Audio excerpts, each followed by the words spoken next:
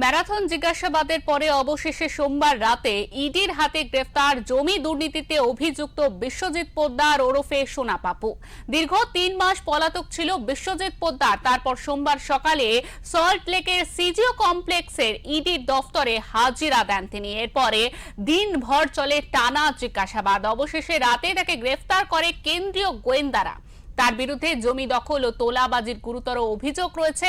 অভিযোগ, সোনা পাপ্পু কসবা, তিলজলা ও তপসিয়া এলাকায় সিন্ডিকেট ও তোলাবাজি চক্র চালাতো।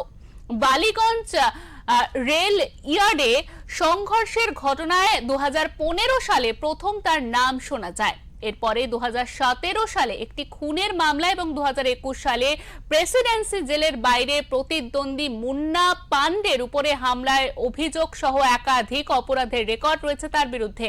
কোনো রাজনৈতিক ব্যক্তি অথবা কোনো শীর্ষস্থানীয় পুলিশ কর্তার মদতে এই দুর্নীতি চলতো কিনা তা এখন সেটা খতিয়ে দেখা হচ্ছে।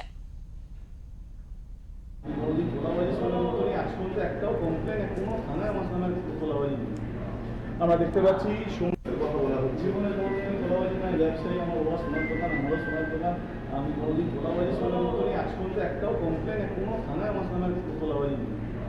আমরা দেখতে পাচ্ছি কথা বলা হচ্ছে তোলাবাজি নয়, ব্যবসায়ী আমার বাবা সোনার দোকান, আমারও সোনার দোকান, আমি কোনোদিন তোলাবাজি শোনার মতনই আজ পর্যন্ত একটাও কমপ্লেন কোনো